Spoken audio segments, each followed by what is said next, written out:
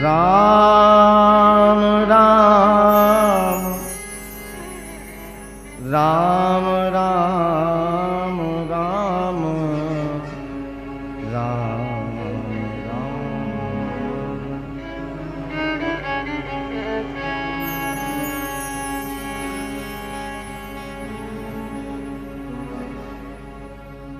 रामाय रामभद्राय रामचंद्राय वेदसे रघुनाथाय नाथाय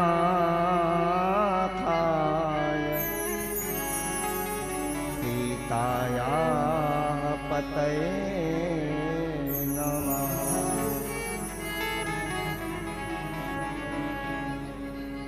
वर्णानामर्थसंघानां रसानां छन्दसामपि मंगलानां च कर्तारौ वन्दे वाणी विनायकौ।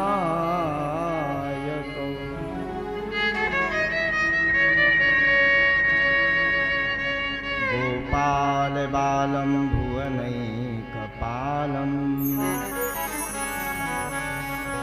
संसार माया मति मोह जालम।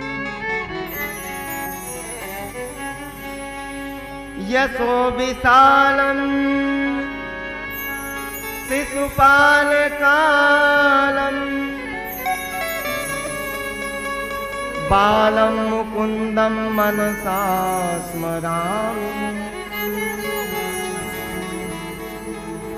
जय मीरा के गिरधर नागर सूरदास जी के साथ।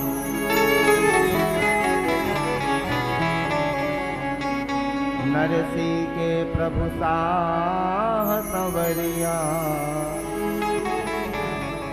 तुलसीदास जी के राम। बोलिए श्री वृंदावन बिहारी लाल की, राधा रानी सरकार की जय। सियापति रामचंद्र भगवान की, काशी विश्वनाथ भगवान की, श्रीमद् भागवत महापुराण की, श्री सुखदेव जी महाराज की, परीक्षित जी महाराज की, संत समाज की, भक्त और भगवान की जय। जय श्री राधे, जय जय श्री सीताराम। नमः पार्वती पतये, हर हर महादेव।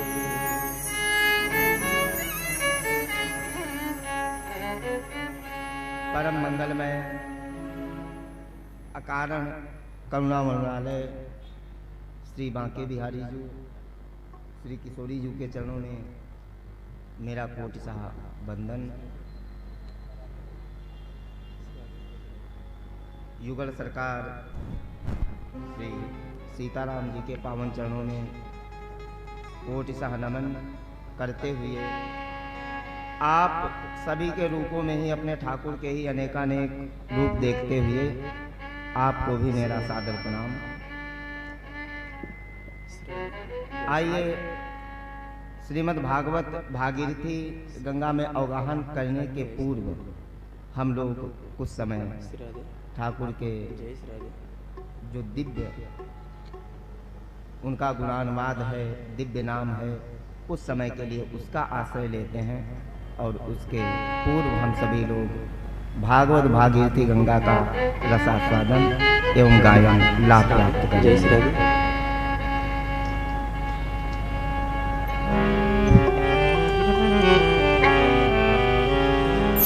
करारविंदे नपदारविंदम मुखारविंदे विनिवेशयन्।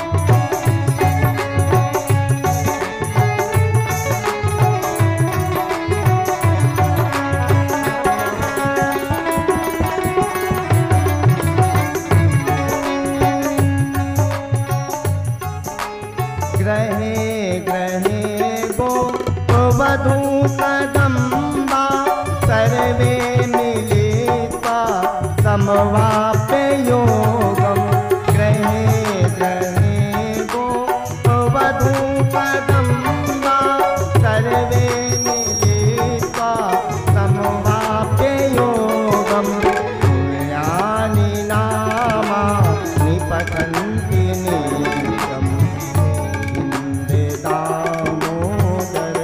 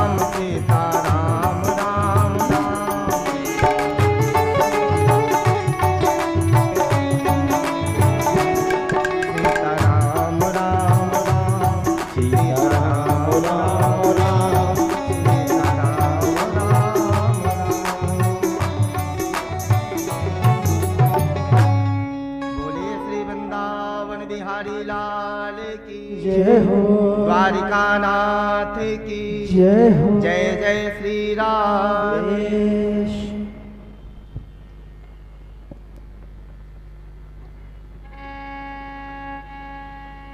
परम मंगलमय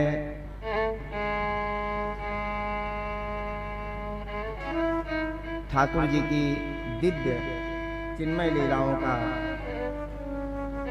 रसास्वादन एवं गुणानुवाद करने के लिए हम सभी लोग यहाँ पे उपस्थित हुए। पहली बात तो एक निवेदन हम आप लोगों से करें, जिस जगह पे हम लोग बैठ करके कथा का गायन श्रवण कर रहे हैं, ये कोई साधारण जगह नहीं है। ये ठाकुर जी का घर ही है और हरदोई की जन्मभूमि है हमारी। लेकिन जब किसी को बाहर परिचय देते हैं तो राम जानकी मंदिर, ये जो मंदिर है, जो लोग वृंदावन गए होंगे शायद वो लोग इस चीज की अनुभूति कर सकते हैं। इस मंदिर प्रांगण में प्रवेश करने के बाद में ऐसा लगता है कि जैसे श्रीधाम वृंदावन में ही हमारा प्रवेश हो गया। बोलो राधे राधे। और दूसरी बात यह है कि वैसे तो हम काफी जगहों पे कई स्टेटों में जाते रहते हैं, लेकिन यहाँ तो हम अपने परिवार को और अपने घर के सदस्यों को कथा सुनाने के लिए उपस्थित हुए हैं। दूसरी बात यह है, जिस प्रकार से एक छोटा बालक होता है ना और माँ की गोदी में होता है और वो माँ को गालियां भी अगर देता है तोतली भाषा में, तो भी माता उसकी बातों को सुनकर के प्रमुदित होती रहती है। क्यों? क्योंकि उसका पुत्र के प्रति वात्सल्य भाव है। तो मैं भी आप लोगों से यही कहना चाहता हूँ कि मैं तो यहाँ पे आयोजन और कथा का सिर्फ मूल उद्देश्य यही है, आप लोगों का आशीर्वाद और प्रेम स्नेह बस ऐसे ही हमारे ऊपर बरसता रहे। ऊंचाई का बड़े से बड़ा मुकाम छुआ,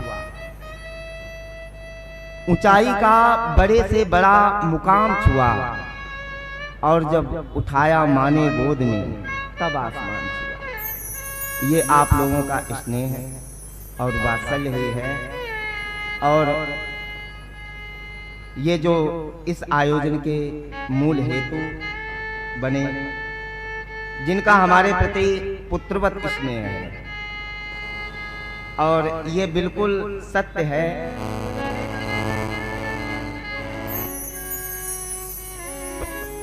अब क्या बताएं, हम फेसबुक पे, यूट्यूब पे ये लाइव कार्यक्रम चल रहा है, आपसे हम कुछ कह भी नहीं सकते, लेकिन इतना जरूर हम कह देते हैं कि मेरे देखे हुए ही ख्वाब टूट जाते हैं, मेरे देखे हुए ही ख्वाब टूट जाते हैं। ऐ मेरी आंख, तू मुझे इतने ख्वाब न दे।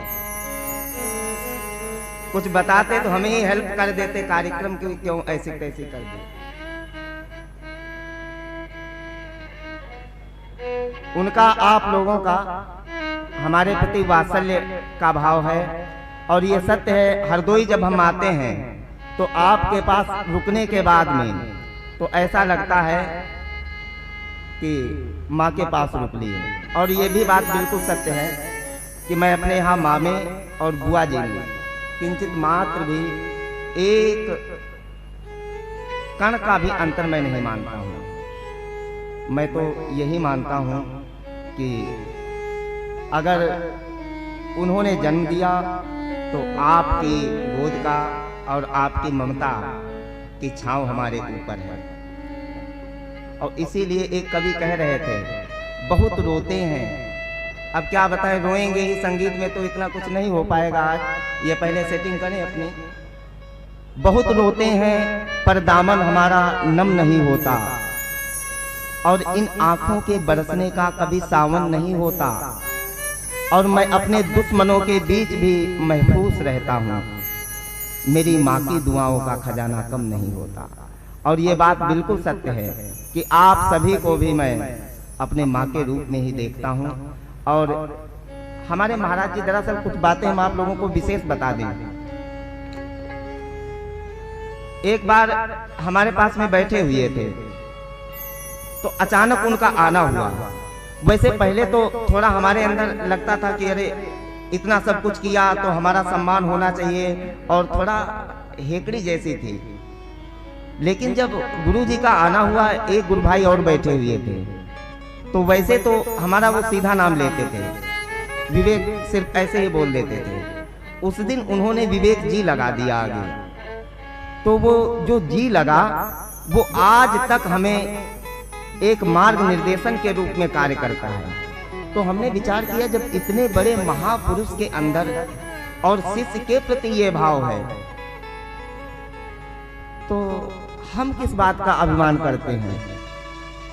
एक निवेदन करूं मैं आप लोगों से, अगर अपनी मस्ती में जिएंगे तो अगर कभी अपमान भी हो गया तो उसका फर्क नहीं पड़ने वाला आपके ऊपर, क्योंकि संसार में चलेंगे सर्वे क्षयांता निचया पतन अंत्या समुच्छया।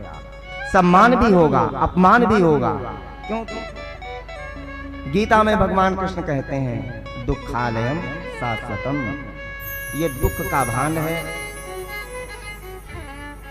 अपनी मस्ती में, और ये बात बिल्कुल सत्य बता रहे हैं आपको। देखो, ऊंचाई व्यक्ति के अभिमान की नहीं, बनावटी दर्शन प्रदर्शन दो चीजें होती हैं।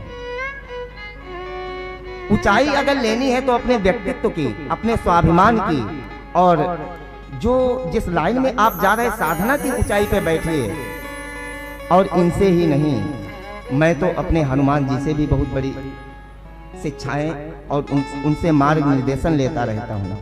देखिए, अगर आप लोगों का तारतम्य टूटा, क्योंकि ये हमें अच्छे तरीके से मालूम है, क्योंकि पिछली बार शायद 2016 में यहाँ पे आयोजन हुआ था, और जिस प्रकार से यहाँ के श्रोताओं ने आनंद लिया कथा का, तो ये बात सत्य है, बिल्कुल बहुत कम ही जगहों पे ऐसा सौभाग्य मिल पाता है।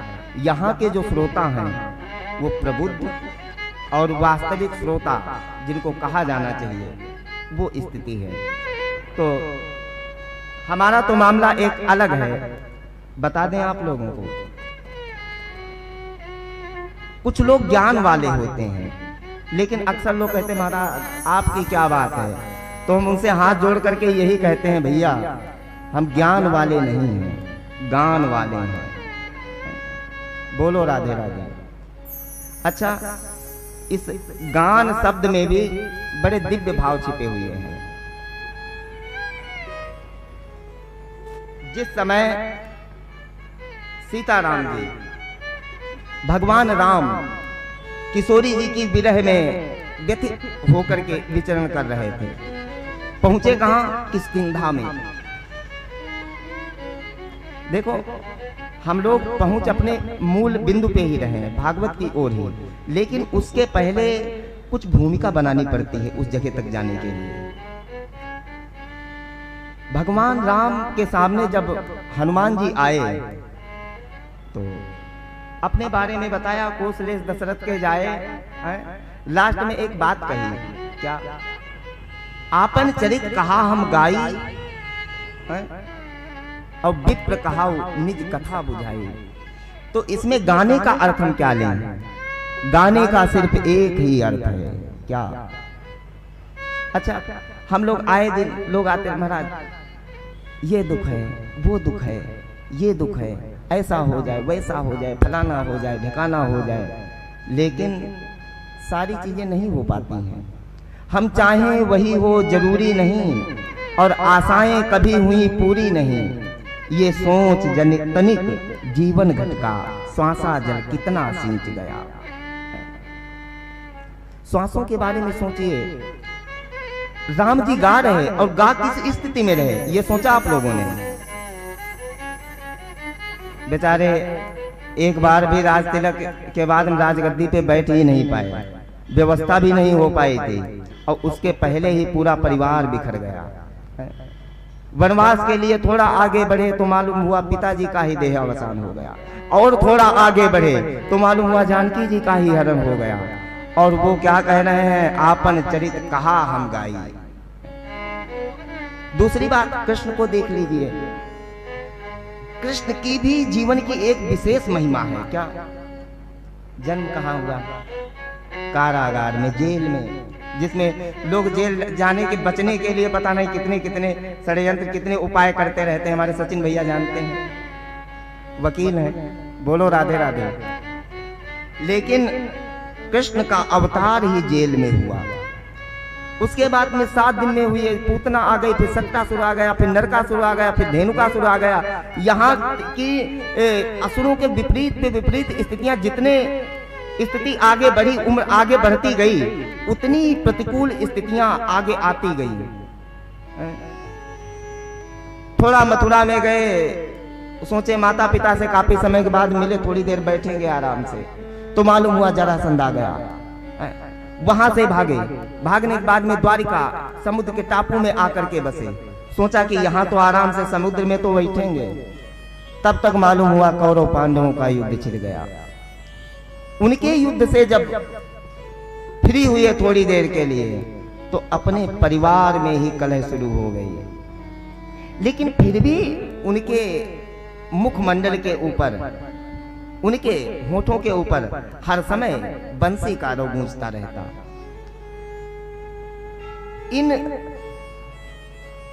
इनसे हमको सिर्फ एक ही शिक्षा लेनी चाहिए। क्या?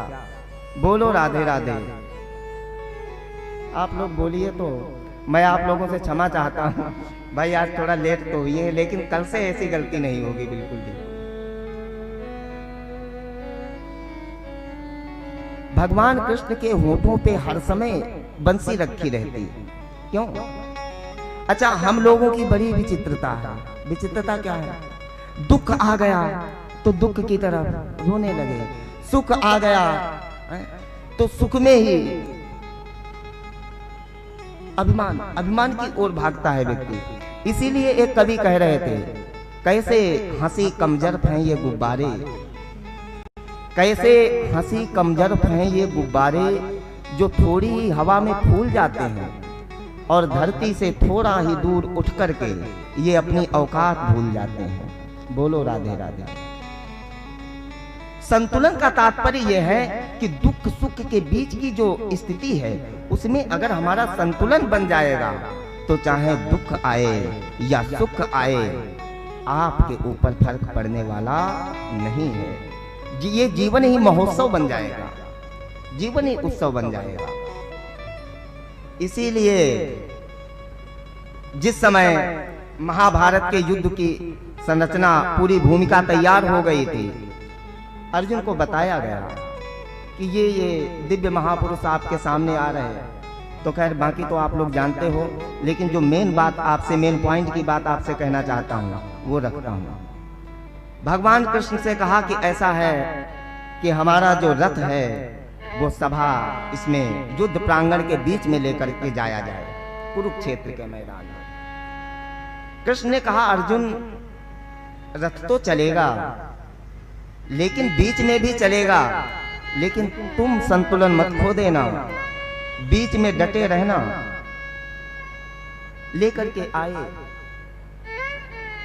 और जैसे बीच में पहुंचे, मोह ने जकड़ लिया, पितामह भीष्म ये वो, बीच में नहीं रुक पाए।